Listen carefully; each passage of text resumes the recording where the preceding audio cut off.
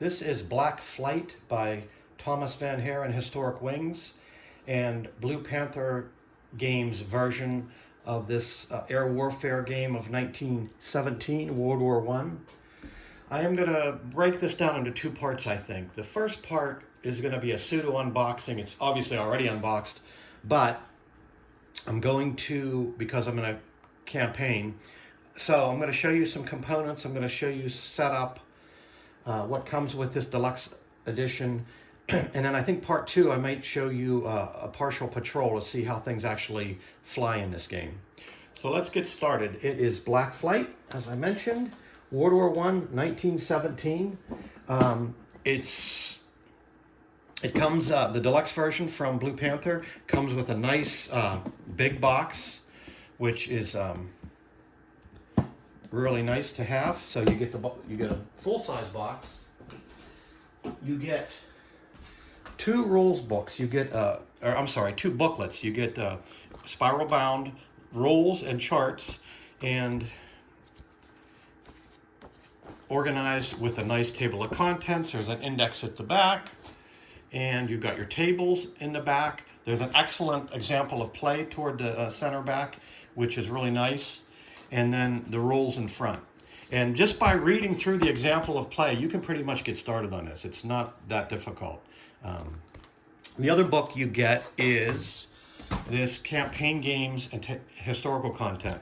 The back is just filled with a lot of great historical context. Really great reading back here. And the front has your campaign information by week. You have your daily, weekly orders, special orders, and so forth. So you'll be referring to these, and they change weekly. And it goes from something like May of 1917 the whole way up to July or August. It's something like 10 and a half or 11 and a half weeks long, if you can survive that long. And the objective is to take your squadron of Sopwith triplanes, which in the game look like this. More about these counters later. And it's a naval air squadron based out of aerodrome is Droglens, which is, if you can see it on the map, which we'll be talking about in a second, it's up here. And you've got this whole area of the map. And by the way, this map that comes with the Deluxe edition is canvas. I've got it under plexiglass. It's super great map, really neat. Colors are great. It's larger, really nice. And to give you an idea, so the Allies, the British, are over here to the west. You've got I don't know how well you can see this, but you've got this yellow line down the center. That's no man's land. So you've got the Allied trenches here. You've got the German trenches over here.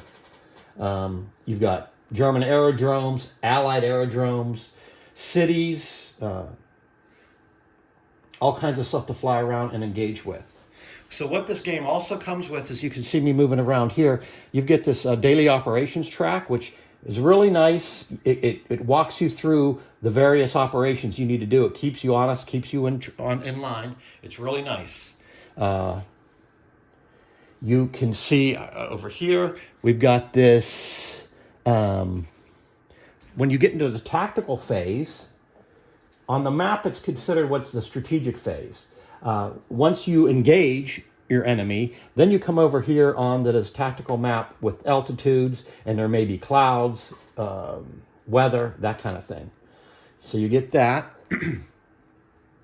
Let's talk a little bit about the counters. In the deluxe version, you get 5 counter sheets. There's 4 in the other versions. However, it's the same amount of counters. You just get, the aircraft are larger in the deluxe version. So 4 of these counter sheets are all aircraft. This and the other one, obviously, is partially punched because I've been playing and set up. You get enemy aircraft that you might encounter, enemy scouts, artillery direction aircraft, reconnaissance aircraft that you can encounter, and then your smaller aircraft. I'll show you where they get placed here in a second. And you have friendly aircraft that you might escort. You might escort your own reconnaissance, photo reconnaissance aircraft, etc. And oh, by the way, these are thick counters. They're laser cut, I believe. Really nice. Let's look at some of the aircraft counters. You can see these are they're two-sided because you can go, there's different directions which are important in the tactical gameplay. So you have, here's some Sopwith triplanes, and you here is some various other aircraft, some Allied observation aircraft for recon, Allied bombers that you might have to escort, and then here are some German observation recon aircraft that you're going to be trying to shoot down, and some special aircraft, two-sided, really nice. Here, and I'll talk more about these guys in a bit, but here is von Richthofen, who is obviously a German ace. He's very powerful in this game. He flies an Albatros D5. And here's some more Allied aircraft. You have other Allied triplanes, Sopwith Pups. You have French Spad 7s, BE2 Scout. I'm sorry, SE5 Scouts for the RAF, and some Newport 21s, which I've helped them out in the last game, which was interesting. Anyways, so that's some of the counters. You have here is a typical, here's one of those Allied Newport 23s, two-sided, nice and thick, really nice counters, really nice. You get a couple of other sheets to help you out. You get an aeroplane inventory sheet, which is two-sided and it's laminated. You can, as I mentioned, the game goes by days and weeks. You're playing, so this organizes them that way. I really like this one. However, it's hard for me to write on here and see. So what I did is I just printed it out by week, and then something like this. And I just write on it. I put my squadron is organized into 3 flights, an A, B, and a C flight. My squadron leaders up here I wrote, and then you have your flights organized by pilot name and what aircraft they are flying. For instance, here's M. Mike. That is flown by Dan Miller in C flight. And then you can organize it by day, what patrols they're flying, who was involved, and that kind of thing. OH means overhauls. Engine overhauls have to be done once a week, so you have to figure out that. I mentioned the smaller aircraft counters. They're placed on this, which is your aerodrome map. And these smaller counters, they're organized on your aerodrome for they're unavailable. Maybe they're damaged, they're getting repaired in a hangar. If they're having those engine overhauls, they have to go away in a hangar for a while to get taken care of. You can organize these by your flights that are in an upcoming mission. Like this is my C flight. It's going to be going out on a mission, which I'll show in the next video. And then your takeoff and your landing, charts. So that's your aerodrome map. Game also comes with cards. You have 3 sets of cards plus a victory point card. You got turn duration cards, which help you as you move on a strategic map. You use a turn duration card broken down, and this is minutes, for instance. This is 9 minutes. How many areas you can fly in one turn, and you got. This also helps you determine if you have any special orders that supersede your orders you think you were going out on. You have 2 sets of trait and vice cards. Trait cards are things that get assigned to your pilots, either initially or as the game goes on. Trait cards are good. You want them. They generally help you out. Sometimes not so much. Sometimes really good. And then you also have vice cards. Vice cards, which you don't want, they're bad. Again, you get assigned, there's different ways to get them assigned to you. You start with 9, and then subsequently 9 trait cards. And these you don't want. And they can be very interesting. Sometimes your pilots refuse to fly. Sometimes they just try to break away. They make it very interesting. Here is that victory point reference card I mentioned. It just shows you some of the points you get for different things that you accomplish. And talked a little bit about the map, but to show you some more, in this area over here, you got a formation altitude track. When you take off on the map, your altitude is obviously from ground, and then you can climb. You want to try to typically get as high as you can before you get to where you're going, because you don't like to get jumped on from above. I mean, it's better to have altitude, especially when you're over either enemy territory or over the front lines. If you lose your engine or you have a fuel hit, you're going to want to be able to glide and get over friendly lines before you set down, if you make it that far. Then you have there's a turn track, and as I mentioned, as before you take your turn duration card, you advance this. This keeps you in track with, this is essentially like a fuel counter and for weather progression. You're going to start out with weather, but there's going to be a forecasted weather and your current weather. And the weather is typically going to trend toward the forecast. And how those get updated as you're flying is every 10, 20, and 30 turns here, you're going to roll to see if this progresses. It's typically going to go toward the forecast, but not necessarily. And this also has a track for what patrol periods are in. You start with a dawn patrol, then there's noon, afternoon, and evening. I've already flown the dawn and noon patrols, so my sea flight is going to be flying an afternoon patrol. And then it keeps track of how many dogfights you've completed. If you're flying and you're engaged quite a bit, you can only be engaged and fight 3 dogfights before you automatically have to return, no matter where it was in your time. It's just you're getting low on fuel, you're getting low on ammo typically, and you need to get back.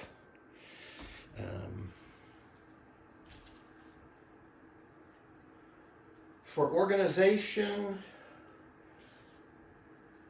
oh, I forgot 2 more charts to show you real quick. So there's a chart here you can print if you want to write on, because it's not laminated. It shows your pilots and their status, how many attack dice they have, and then those trait and vice cards we talked about. You can put them down on this. I don't use this. I use to organize my pilots on the cards. I'll show you, for instance, here. This guy who is he actually landed my last mission in his last patrol at noon, and he got seriously wounded. He's out of the battle, but he had this vice card. So what I do when I get a vice card assigned to me, and this is India, this is my iPilot, I just write right on the vice card on the cards, because I I sleeve these so you can write on here, and that's how I organize it. And I'll show you more about that in the next video when we're flying. So this guy's out of the picture. And the other chart you get a Black Flight Squadron grid, which you can organize, again, your 3 flights we talked about. And I like the other side. I like this side better because it's bigger. It shows you can put your pilot names, what plane they're assigned to right now, and how many trait and vice cards. As they get victories, you can mark on here, and the attack dice. And in this game, attack dice are how you have combat. For instance, a standard novice pilot, this is a German in a Halberstadt D3, he has 1d6. So when you're attacking, you're going to throw 1d6. If you get a 5 or a 6, that means you have an attack against your enemy. If you roll a 1, that you defended 1. And then these other values mean you can climb 2 areas on your chart once you're in the tactical. D3 means you can dive 3 levels per turn. And A9, his altitude, he could go that high, no more. And you can use that to your advantage sometime, because if you're a Sopwith triplane, which they have an altitude of 11, so that's up to 22,000 feet, he can't catch you. So that you got to keep that in mind too. That's why I said kind of altitude is your friend. The other thing about these aircraft is they can be novice, but some of these guys are aces or experts. So what I do, and when you pull them, for instance, Albatross D3s, which look like this, you can see this guy is Werner Voss. He's one of the better pilots in the game for the Germans. He has 8 D6. So he's pretty powerful. And when you have to pull, let's say you have to pull 5 Albatross D3s, there are different aces, what are called named aces. Then there are novice pilots with only 1 attack die, or an ace, a double ace, something. What I use, you can there's different ways to pick them. I like these little bags, which are super nice. You can just use these and reach in. So those are very handy to have.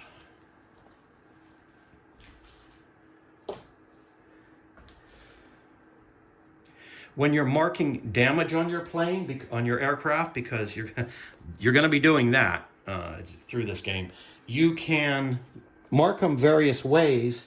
One of the ways I found was to use these little post-it note, little sticky things, and write, like if this, for instance, this pilot was light wounded, but then the pilot and crew were seriously wounded, so I changed it. So, and there's all kind of different possible damage results. The other way I came up with was using these little chits,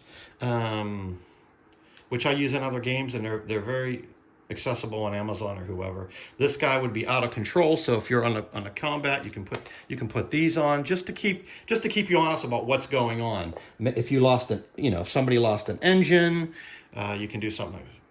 I'm still working through how I'm gonna, maybe color code or work or whatever. In a nutshell, I think that's how we started. Basic components for this deluxe version. I think I mentioned, but if you're on the fence about this, which version to get, the deluxe version is fantastic. So, as I mentioned, I've already flown a dawn patrol, a noon patrol, and I'm about to fly the afternoon patrol. Pretty successful, except my one guy that did crash land, and he got seriously wounded on the landing, so he had to, he's out of the campaign. Eventually you get replacement pilots. But I had to take on a special order from the very beginning on my dawn patrol, where I had to take on this guy who's considered the white whale, and there's a story about this guy, German, in this Roland C2, the white whale. It was pretty interesting. So there was a battle with him, ended up getting him, killing this guy and shooting him down, so that was good. And then on my noon patrol, I had a big battle against aces, and it was very hard fought. And my flight leader on that black flight, the B flight roster, Gerald Ward, he ended up shooting down this guy, Carl Ellenbroder, in an Albatross D3, who was a ace. He had 7 D6. There was a big battle, shot him down. So, and the one hapless Albatross, just a novice pilot, ended up surrendering because we overwhelmed him when everybody else fled. So we made it back to base with him, and he got a mentioned in dispatches for that. So he gets another trait card for that. So I'll mark that he gets one. So what you do for that, you'd grab your trait card, and you get to look at this one. So he's a crack shot, deadly in dogfights. So every dogfight round, when he's engaged, scores a bonus of +1 successful attacks. So this is really good. So essentially, the dice roll always comes up with a 6 each time. So he's going to automatically have a hit. This is a really good one. And he already had one, which was... Where is he? Let me see. Yeah, he was already assigned the 6th man. He's brilliant in dogfights, cagey. He gets a +1 attack dice to all engagements against scouts. In addition, he's flying the formation. The allied side receives a +1 bonus on initiative die rolls. That's huge, because initiative is how you determine who gets to fire first. So he's going to be... You can have a maximum of 2 trait cards, but unlimited vice cards. So he's got his 2-minute maximum, and he's going to be pretty powerful. My leader of B flight. So that gives you an idea how that works. And I think this is a good time to stop. And we'll get set up for a mission with C flight.